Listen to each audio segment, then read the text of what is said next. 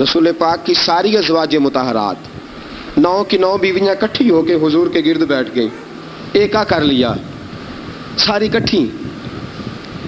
اب مطالبہ کیا ہو رہا ہے؟ مطالبہ ہو رہا ہے جناب خرچے زیادہ ہیں، آپ پیسے کم دیتے ہیں، یہ مطالبہ ہو رہا۔ اور نبی کریم صلی اللہ علیہ وسلم گردن مبارک جھکائے باتیں سن رہے ہیں۔ حضرت فاروق اعظم آ گئے۔ حضرت فاروق اعظم کی اپنی صاحبزادی بھی تھی۔ پردے کی آیات آنے سے قبل کا واقعہ ہوگا یقیناً۔ جب تشریف لائے اندر داخل ہوئے اور بیبیوں نے دیکھا کہ جناب عمر آ گئے تو دوڑ گئی ساری، کوئی اس دروازے کے پیچھے چھپ گئی، کوئی حجرے میں چلی گئی، کوئی حجرے میں چلی گئی۔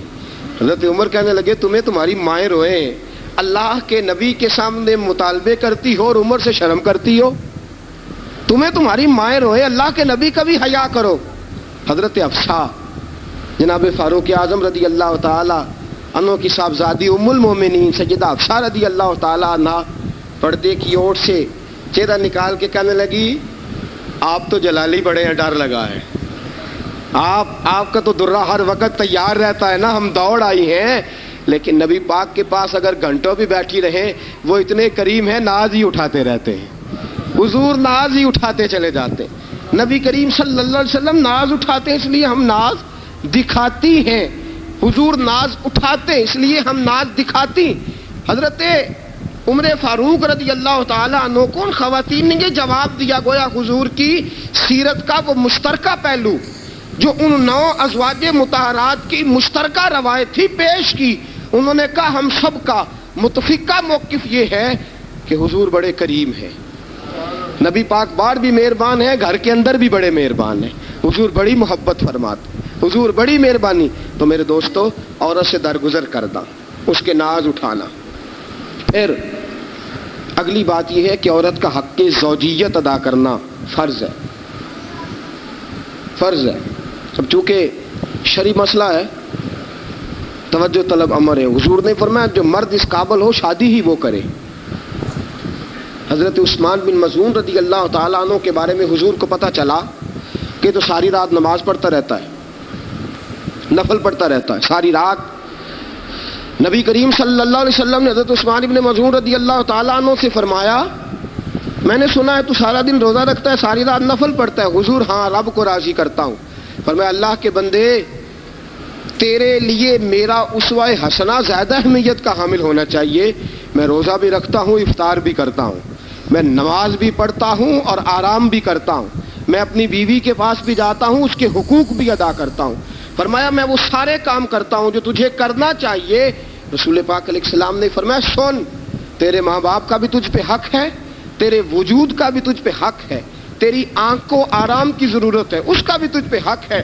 اور حضور نے فرمایا ساری رات نماز نہ پڑھا کر، تیری بیوی کا بھی تجھ پہ حق ہے، وہ تجھے ادا کرنا ہے۔ اللہ کی بارگاہ میں وہ جا کے سوال کرے گی، وہ تیرا گریبان پکڑے گی، تجھے ان چیزوں کا خیال رکھنا۔ حضرت عمر فاروق رضی اللہ تعالیٰ عنہ نے فرمایا تھا کوئی فوجی 4 مہینے سے زیادہ اپنے گھر سے غیر حاضر نہ رہے، بیوی کا حق ہے اس کے پاس آئے، اس کو وقت دے، اس کو وقت دے۔ جو لوگ ملک سے باہر رہتے ہیں نا، چلو بامر مجبوری ہے، مجبوری کے معاملات ہیں، ان کو اپنی بیویوں کو زیادہ شکر گزار ہونا چاہیے، زیادہ شکر گزار ہونا چاہیے۔ حضرت فاروق اعظم رضی اللہ تعالیٰ عنہ نے فرمایا وہ خامد بڑا خوش نصیب ہے جو گھر میں نہیں رہتا لیکن اس کی بیوی پھر بھی باحیا رہتی ہے اور اس اپنے خامد کے بستر کو وہ کبھی آلودہ نہیں ہونے دیتی۔ چاہیے نا خامد کو کہ وہ اس نے سلوک کا مظاہرہ، میں نے بات شروع میں کی، جس کی قربانیاں زیادہ اس کے ساتھ اظہار محبت بھی زیادہ ہونا چاہیے۔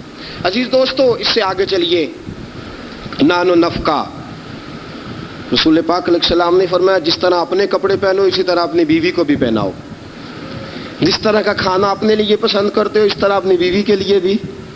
میں نہیں آپ سے کہتا کہ آدھی کڑھائی دکان پہ کھائیں آدھی گھر لے کے جائیں، میں یہ نہیں کہتا، لیکن میں رسول پاک صلی اللہ علیہ وسلم کی حدیث سے آپ کو آگاہ کر رہا ہوں۔ سید عالم صلی اللہ تعالی علیہ وسلم نے فرمایا جو کھاؤ وہی بیویوں کو بھی کھلاؤ، جو پہنو وہی بیویوں کو بھی۔ اب سنیے اس سے اگلے لفظ حضور کے، نبی پاک علیہ السلام نے فرمایا 1 دینار وہ ہے جو بندہ اپنے غلام کو دیتا ہے، بڑی بات ہے۔ 1 دینار وہ جو اللہ کی راہ میں صدقہ دیتا ہے، 1 دینار وہ جو بندہ اپنے دوست احباب کی خدمت کر، فرمایا یہ سارے ہی دینار خرچ کرنا بڑے اچھے ہیں، لیکن فرمایا سب سے زیادہ ثواب اسے اس دینار کا ملے گا جو وہ اپنی شریک حیات اپنی بیوی پہ خرچ کرے گا، سب سے زیادہ اسے اس کا اجر ملے گا جو اپنی بیوی پہ وہ پیسہ خرچ کرے گا، سب سے زیادہ اس پہ اجر ملے گا۔ ایک ہے نانو نفقہ، اور اعلیٰ حضرت نے لکھا کچھ اضافی خرچہ بھی دو اسے، اور جب اسے تھوڑا بہت اضافی خرچہ دو تو بعد میں حساب بھی نہ مانگو۔ حساب اعتماد ہونا چاہیے، تمہیں اعتماد ہونا چاہیے کہ تمہاری بیوی کوئی غیر شرعی حرکت نہیں کرتی، لیکن اگر تم اسے اضافی خرچہ دو تو اس سے حساب دیکھیں۔ اس میں کتنے میٹھے پہلو ہیں، ہو سکتا ہے کہ اس کے میکے میں کوئی حاجت ہو تو وہ کسی طریقے سے پوری کرتی ہو سکتا ہے کچھ ایسی ضروریات زندگی ہوں جن کو وہ اپنے خامند کے سامنے بیان کرنا اپنے خاندان کی عزت کے لائق نہ سمجھتی ہو، اسے دو خرچہ اضافی، لیکن بعد میں اسے استفسار نہ کرو۔ ہاں اگر تمہیں شک ہے کہ کوئی ایسا کام ہو رہا ہے جو گھر کی عزت کے خلاف ہے، پورا اختیار حاصل ہے تمہیں بات کرنے کا۔ جاگیے ذرا، آنکھ کھولیے اور میری بات بڑی توجہ سے سنیے۔ نبی اکرم صلی اللہ تعالی علیہ وسلم، نعرہ رسالت، نعرہ حیدری،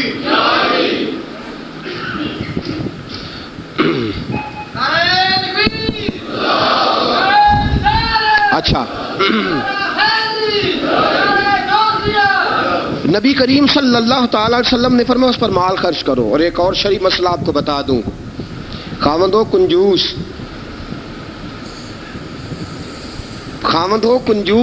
کٹھن مسئلہ ہے نا، اور وہ بیوی کو ضرورت کے پیسے بھی نہ دیتا ہو تو اس عورت کو اجازت ہے کہ خاوند کی اجازت کے بغیر اس کے پیسے لے کے استعمال کر سکتی ہے۔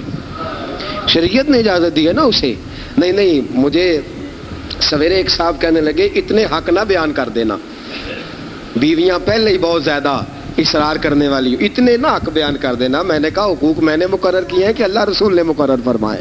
اگر اللہ رسول نے مقرر فرمایا تو میں تو راوی ہوں نا، میں تو ایک راوی، ایک درمیان میں صرف واسطہ ہوں کہ میں نے کہیں سے پڑھا اور آپ تک پہنچا دیا۔ اگر حضرت ہندہ بن ابی سفیان، جناب ابو سفیان کی زوجہ، رسول پاک کی خدمت میں عرض کرنے لگی حضور خامد میرا بڑا کنجوس ہے بھی مالدار، حضور ضرورت کے پیسے بھی نہیں دیتا، نانو نفقہ بھی پورا نہیں کرتا، کپڑی روٹی کے پیسے بھی پورے نہیں کرتا، حضور مجھے پتا ہے پیسے کہاں رکھتا ہے، اپنی مرضی سے لے لوں۔ حضور نے فرمایا ضرورت کے مطابق لینا، یہ نبی پاک کی حدیث سے ثابت۔ فرمایا ضرورت کے پیسے لے سکتی ہے تو، اضافی خرچہ نہیں۔ اضافی خرچہ وہ اپنی مرضی سے، اب جی حق ہے نا عورت کا، بات سخت ہے تھوڑی سی خامدوں کے لیے، لیکن چونکہ حق ہے، عورت کا حق ہے اور اللہ رسول نے اسے دیا ہے، تو بہرحال سمجھنا چاہیے نانو نفقہ اگر کوئی خامد صحیح ادا نہیں کرے گا تو بیوی کو حق حاصل ہے کہ وہ بغیر اس کی اجازت کے اپنے کھانے کے لیے، اپنے کپڑوں کے لیے، ضروریات زندگی کے لیے، وہ بغیر اس کی اجازت کے اس کے پیسے استعمال کر سکتی ہے۔ تو عزیز دوستو، نبی اکرم صلی اللہ علیہ وسلم نے یہ سارے حقوق بیان فرمائے۔ اب ذرا آگے چلیے، اس سے اگلی بات ہے خامد کا اپنی بیوی کے ساتھ حسن سلوک کرنا۔ اب دیکھیے میرے محبوب نے کیا فرمایا، فرمایا خیرکم لأہلہ، تم میں سب سے بہترین شخص وہ ہے جو اپنے گھر والوں کے لیے بہتر ہے، سب سے بہترین۔ اور حضور نے فرمایا انا خیرکم لأہلہ، فرمایا میرے گھر والوں سے پوچھ لو جا کے، میں سب سے زیادہ اپنے گھر والوں کے لیے بہتر ہوں۔ تم میں سب سے بہتر وہ ہے جو اپنی بیوی بچوں کے لیے بہتر ہے، گھر والوں کے لیے، اس کا سلوک اپنی بیوی بچوں کے لیے اچھا ہے۔ میں نے وہ ساری باتیں شروع میں عرض کر دی، تادیباً عورت کو ہلکی پھلکی سزا دینے کی اجازت دی، لیکن ساتھ ساتھ جو حقوق متعین فرمائے، حسن اخلاق کا جو مظاہرہ فرمایا، میٹھی بات کرنے کا حکم دیا، عورت کے ساتھ نرم لب و لہجہ اختیار کرنے کا حکم ارشاد فرمایا وہ سارا کچھ چھوڑ چھاڑ کے آئی۔ اور پھر دوسرا نقص یہ ہے، اس کی ایک فطری کمزوری ہے کہ وہ ناقص العقل ہے، وہ ٹیڑھا پن رکھتی ہے، اس کی طبیعت میں شامل ہے۔ تو اعلیٰ ظرف ہے، تو مرد ہے، اللہ نے تجھے افسر بنایا، تیرا کام ہے کہ تو اس کے ساتھ حسن سلوک کرے۔ نبی اکرم صلی اللہ تعالی علیہ وسلم کی پیاری زوجہ سیدہ طیبہ طاہرہ حضرت عائشہ صدیقہ رضی اللہ تعالیٰ عنہ فرماتی ہیں، میں حضور گھر میں ہوتے تھے تو بے تکلف گفتگو کر لیتی تھی، بے تکلف، جو مجھے کہنا ہوتا تھا میں بغیر جھجک کے نبی کریم علیہ السلام کی خدمت بابرکت میں بات عرض کر دیتی تھی۔ فرماتے ایک موقع ایسا آیا کہ حضرت صفیہ رسول پاک کی زوجہ فرماتی ہیں کہ اونٹ میرا کہیں گم ہو گیا، میں رونے لگ گئی، اونٹ گم ہوا اور میں رونے لگ گئی۔ صفیہ فرماتی ہیں رسول پاک صلی اللہ علیہ وسلم تشریف لائے اور نبی پاک علیہ الصلوۃ والسلام نے پہلے اپنی مقدس چادر مدثر والی اور مزمل والی کملی، فرماتے حضور نے اس کے ساتھ میرے آنسو صاف کیے، اور آنسو صاف کر کے حضور نے کچھ ایسی باتیں چھیڑ دی کہ میں نے ہنسنا شروع کر دیا۔ نبی پاک دلجوئی فرما رہے ہیں، رسول پاک صلی اللہ علیہ وسلم دلجوئی فرما رہے ہیں۔ فرماتی ہیں یہ انداز حضور ہمارے ساتھ اختیار۔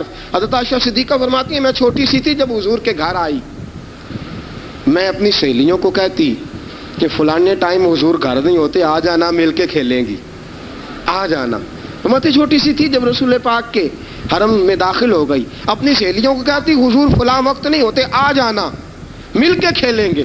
فرماتی ہیں بچیاں میرے ساتھ کھیلتی اور حضور کبھی بے وقت آ جاتے، جو آنے کا وقت نہ ہوتا، کسی کام سے آ جاتے۔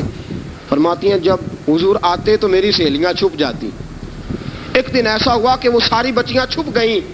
سبحان اللہ، قربان جائیں رسول پاک کے طرز پر، انداز محبت پر۔ فرماتی ہیں حضور اٹھے، اب حضور سے کوئی چیز چھپ تو نہیں نہ سکتی۔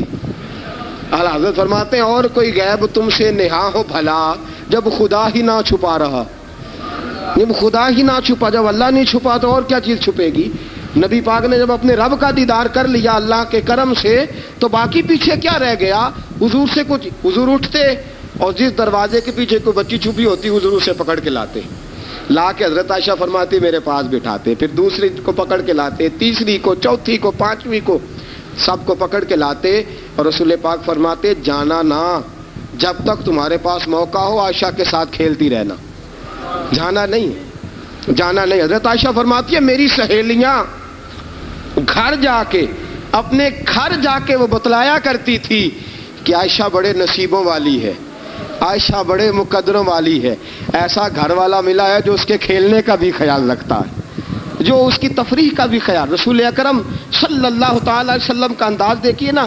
سیدہ عائشہ صدیقہ فرماتی ہیں مسجد نبوی میں حبشی بچے نیزوں سے کھیل رہے تھے، نیزوں کے ساتھ کھیل رہے تھے، اور نبی پاک علیہ السلام نے فرمایا عائشہ ادھر آؤ، بچے حبشی مسجد کے دروازے پہ نیزوں کے ساتھ کھیل رہے ہیں، کھیل دیکھو گی؟ عائشہ صدیقہ فرماتی ہے میں نے کہا حضور دیکھوں گی۔ تو رسول پاک صلی اللہ تعالی علیہ وسلم نے نا اپنے جبہ مبارک کے اندر، اپنی چادر مبارک کے اندر مجھے چھپا لیا، میری صرف آنکھیں نظر آتی تھی۔ فرماتی ہے میں نبی پاک علیہ الصلوۃ والسلام کے مقدس بغل مبارک کے اندر چھپی وہ کھیل دیکھتی رہی، دیکھتی رہی، دیکھتی رہی اور محظوظ ہوتی رہی۔ حضور نے فرمایا عائشہ بس کریں اب۔ فرماتی ہے میں نے کہا نہیں ابھی اور دیکھنا ہے۔ فرماتی ہیں رسول پاک کے لفظ ہیں بس کریں اور دیکھنا ہے۔ فرمایا حضور پھر کھڑے رہے۔ رسول پاک کی چاہت اور حضرت عائشہ صدیقہ کی چاہت، جب نبی پاک نے بحیثیت شوہر اپنا اسوہ حسنہ پیش کیا تو کس انداز میں پیش کیا؟ فرمایا نہیں، جب تک تو کہے گی میں کھڑا دکھاتا رہوں گا۔ حضرت عائشہ صدیقہ رضی اللہ تعالی عنہا فرماتی ہیں جب تک میں دیکھتی رہی رسول پاک میری خواہش کے لیے کھڑے رہے۔ دو جہاں کے بادشاہ، دو جہاں کے والی، فرماتے ہیں ایک بی بی اس کی چاہت کے لیے حضور کتنی دیر کھڑے رہے۔ کتنے کام کرتے ہیں ہم اپنی بیویوں کی چاہت کے حوالے سے، اور کتنا ہم وقت صرف کرتے ہیں صرف اس لیے کہ آج چلو بیوی کی خواہش ہے اور ہم تھوڑی دیر کے لیے کچھ وقت ایسا نکال لیں جو فقط ہم ایسا دے جس سے اس کی طبیعت کو ہم تھوڑا خوش کر سکیں۔